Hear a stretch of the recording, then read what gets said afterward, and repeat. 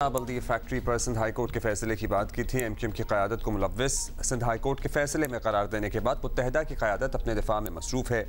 MQM Pakistan ने सानेहा बल्दी factory case में सज़ा पाने वाले अपने साथियों को तनहा ना छोड़ने का ऐलान करते हुए अदालती कमीशन बनाने का मुतालबा कर दिया है। हालांकि ऑलरेडी कितनी JITs इस वाक़े पर बन चुकी हैं। सुनिए कल की प्रेस कॉन्फ्रेंस में क्या कहा गया है।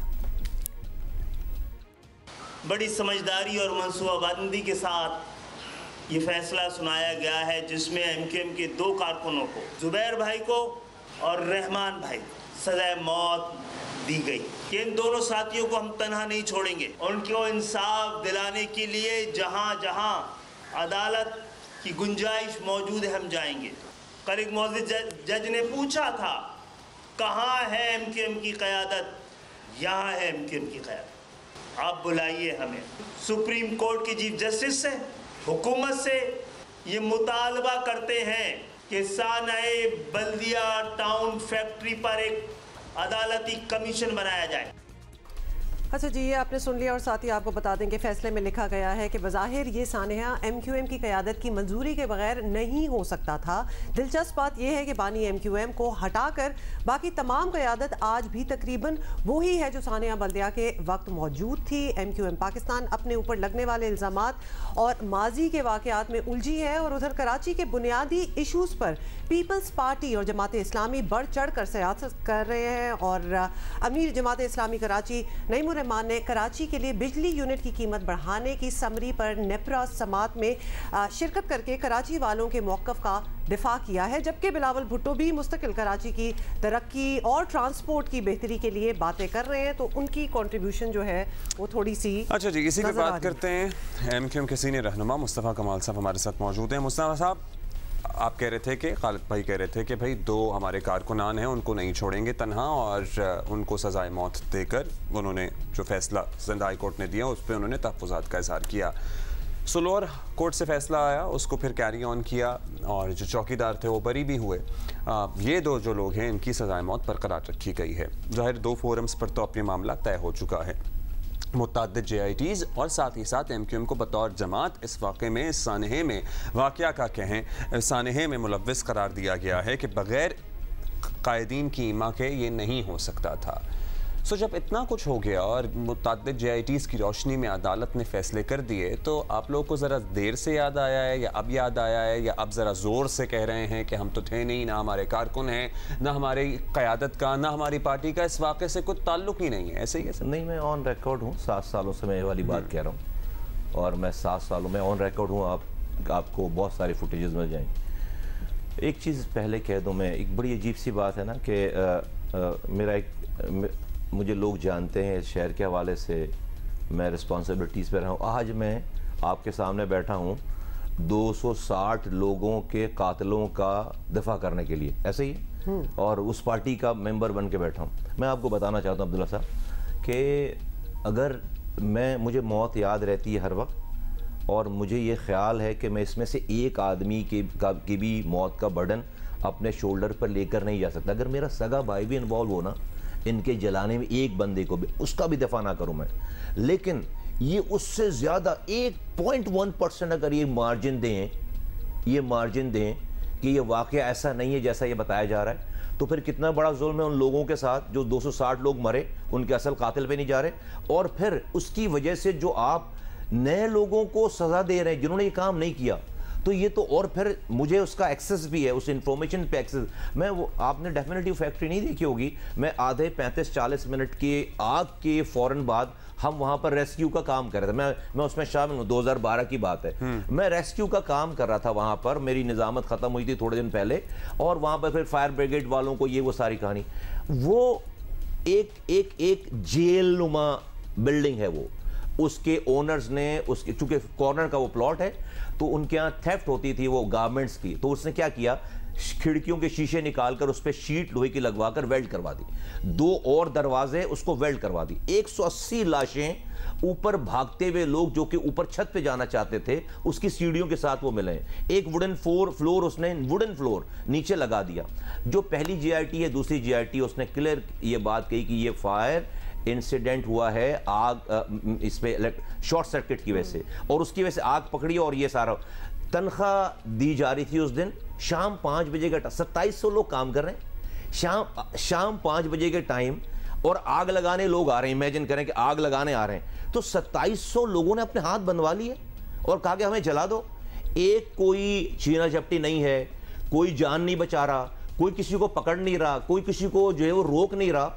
एक गेट है जहां से एंट्री है, एक एग्जिट है। जेल-नुमा फैक्ट्री है, बाहर से कोई भी दीवारों को तेल छिड़क के आग लगा के चला जाए, बाहर तो आग पहुंच ही जाएगी। नहीं, बाहर से नहीं लगा, अल्टीमेटली तो अंदर आग पहुंच भी भाई जाएगी। बाहर से नहीं पहुंची। अब ये नहीं कोई जीआईटी नहीं कह रही कि आग बाहर से लगी है। मतलब जीआईटी ये भी तो कह रही, अल्टीमेटली सबूतों की रोशनी में और जीआईटी की इन्वेस्टिगेशंस की रोशनी में ही अदालत ने मेरी सुन लीजिएगा, तो आपको वाज़ेह हो जाएगी बात, फिर आप डेफिनेटली इस पे कह सकते हैं लोगों की अपनी राय।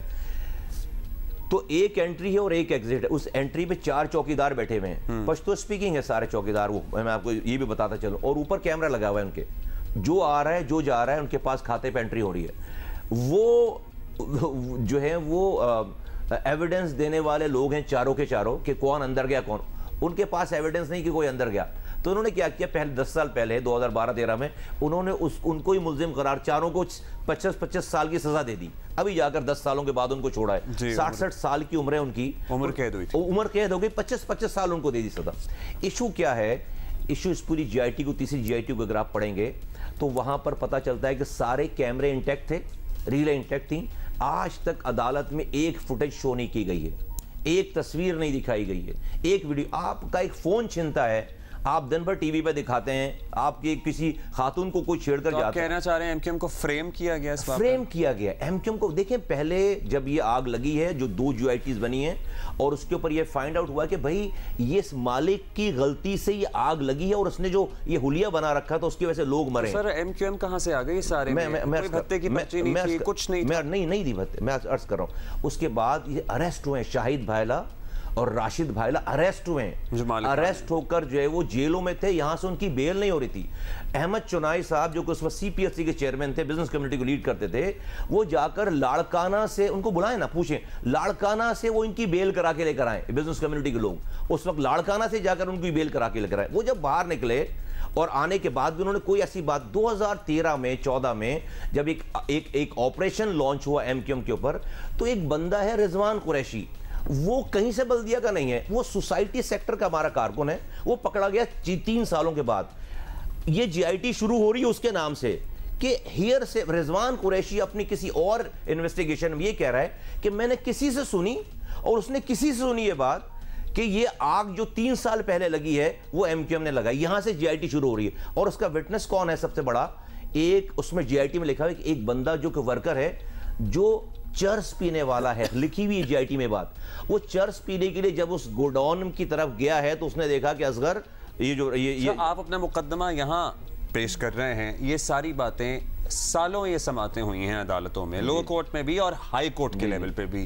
क्यों नहीं आप लोग कन्विंस हर बात आपके वकील क्यों नहीं कन्विंस कर पाए? यही तो हमारी जो है वो जो है जिसे कहते हैं ना कि फ्रस्ट्रेशन कह लें। अभी जब ये हाई कोर्ट में केस चल रहा था, जज कह रहे हैं विटनेस उनसे, मुकदमा बनाने वालों से, भाई कोई वीडियो है? कह रहे नहीं, नोटेड। उन्होंने कहा जी कोई फॉरेंसिक रिपोर्ट है? नहीं है, नोटेड। हम समझ रहे हैं कि तो जबरदस्त मुकदमा चल रहा है, कोई सबूत ही नहीं है। उसके बाद जब जज ने फैसला दिया है तो वो जो तमाम क्रॉस क्वेश्चन उन्होंने किए वो कहीं प्रोड्यूस ही नहीं हुआ। वो एज इट इज, वो जो जीआईटी पहले बनी हुई है वो जीआईटी उन्होंने रिप्रोड्यूस कर दी। अब्दुल्ला साहब, मैं आपको याद दिलाऊं, हम अभी चंद सालों पहले की बात है, आसिम हुसैन, डॉक्टर आसिम हुसैन, जानते हैं ना सब लोग, इसी टीवी पे स्क्रीन पे वो बैठकर बताते 445 अरब रुपए के गबन का मुकदमा बना उनके ऊपर, और उनकी वीडियो चल रही थी बाकायदा एक्सेप्शन कर। आज वो जीआईटी कहां गई? इसी जीआईटी का जिक्र था, 445 अरब रुपए। जीआईटीज में कोर्ट की लॉ अगर आप बात करें, जीआईटीज के ऊपर कभी भी जो है वो कोई फैसले नहीं होते। ये वाहिद केस है पाकिस्तान का जो जीआईटी पे फैसला। अच्छा, मेरी सारी बातें छोड़ देते हैं, हम यहां पर अफसोस कर रहे हैं ना 260 लोगों के मरने पे, शहीद होने पे, उनकी जाने जाने पे। तो कल के फैसले पे तो उनके लवाहिकीन को बड़ा खुश होना चाहिए। कोई एक आवाज़ आई है कहीं से कि हाँ हमें हमारा हक मिल गया? एक आवाज़ आई? नहीं आई। क्यों? ये मेरे पास किताब है। ये किसकी किताब है? Transnational legal activism in global value chain. जी, वो वकील साहब। ये कौन है? ये किताब किसकी है? ये किताब उसकी है जो 260 मरने वाले लोगों का वकील है, उसका नाम है Faisal Siddiqui, not an MQM guy, anti MQM guy, prominent lawyer of this country. वो इस किताब में लिख रहे हैं कि ये टेररिज्म का वाकया नहीं है, ये इंसिडेंट है। और दोनों लोग कल्प्रेट, उसमें ये हवाला दे रहे हैं कि जो एमक्यूएम के खिलाफ 2013 में जब आर्मी ऑपरेशन शुरू होने वाला था, उस वक्त इसको कन्वर्ट किया गया है। वाहिकीन के वकील का ये मौक़िफ़ है, आपकी पार्टी ज़ाहिर है अपना दिफा करने की कोशिश करती रही है, तो फिर भी आपके ख्याल में आपको पॉलिटिकली विक्टिमाइज मुबैना तौर पर करने के लिए ये फैसले पता है क्या, मैं ये पार्टी की भी अगर बात होती ना तो मैं शायद जो है वो मैं इस पे और चुप रहता, लेकिन ये बात है, देखिए, मेरी कम्युनिटी की, ये बात दो लड़कों की नहीं है, ये बात मेरी कम्युनिटी की है। आज हम 40-50 सालों के बाद जब मौरख लिखेगा ना, तो लिखेगा कि मैं उर्दू बोलने वाला मुहाजिर हूँ। कहेगा मुहाजिर ऐसे होते थे कि जो भत्ते के लिए 260 लोगों को जला देते थे फैक्ट्री में बंद करके। मैं इसलिए आज बोल रहा हूं कि इसको, इस रिकॉर्ड को सही होना चाहिए। और फिर मुझसे ये सवाल जवाब होगा मरने के बाद कि अगर तुझे ये बात, देखें भाई, ना मां सिद्दीकी मेरा रिश्तेदार है, ना ये रहमान भोला मेरा रिश्तेदार है, ना कोई और, मेरा तो कोई लेना देना नहीं है। मैं तो बहुत आराम से अपने आप को हम बचा सकते हैं, ये वाली एमक्यूएम भी बचा सकती है। लेकिन हम सब लोग इसलिए बात कर रहे हैं, एंड थैंक्स गॉड कि सब लोग बात कर रहे हैं, इसलिए बात करें कि ये बात गलत है, कोई एविडेंस नहीं है इसकी, कोई कहीं से एक भाई अगर इतनी बात हो रही होती एमक्यूएम से, इतनी हमदर्दी तो नहीं है ना, आपके टीवी के कैमरों पे दे रहे होते हैं ना, ये सारा चला रहे होते हैं ना, सब कुछ ये नहीं है, कोई फॉरेंसिक रिपोर्ट नहीं है, कोई वीडियो नहीं है, कोई तस्वीर नहीं है। और सोने पे सुहागा जो कि मरने वालों का वकील है, वो कह रहा है कि ये मारने वाला जो फैक्ट्री का ओनर है। अच्छा, फिर फैक्ट्री का ओनर कहाँ है आज, कोई ये पूछे? वो मुल्क से बाहर है। अच्छा, हम इसी डिस्कशन को जरा आगे कंटिन्यू करेंगे। आपके कुछ मुतालबात भी हैं, आपने कहा जी जुडिशल कमीशन बनाया जाए, और दो चीजें कर रहे हैं इस पे हम जी, इस पे हम मुस्तफा भाई एक ब्रेक लेनी है हमें, और उसके बाद हम कंटिन्यू करेंगे डिस्कशन को। लेकिन at the same time, is it not high time, we are living in 2023, कि हम एक दूसरे को मतलब ये लेबल्स से अब आगे बढ़ जाएं कि उर्दू बोलने वाले महाजिर, हमारे वालिदैन के भी वालिदैन ने शायद क्या यकीनन हिजरत की थी, लेकिन हमारे वालिदैन भी यहाँ पैदा हुए, हम भी यहाँ पैदा हुए, तो हम कोई ज़ुबान बोलने वाले तो हो सकते हैं, लेकिन हमने तो हिजरत नहीं की है। हाँ, बट हिस्ट्री इज टेस्टमेंट के आप पिछली दिहाइयाँ भी देख लें तो इसी तरह लोगों को याद किया जाता है। वेदर इट इज राइट और रॉन्ग इज अनदर स्टोरी, लेकिन ये मेरी ओपिनियन है, बाकी अपनी ओपिनियन है, ओरल हिस्ट्री इसी तरह फॉरवर्ड होती है।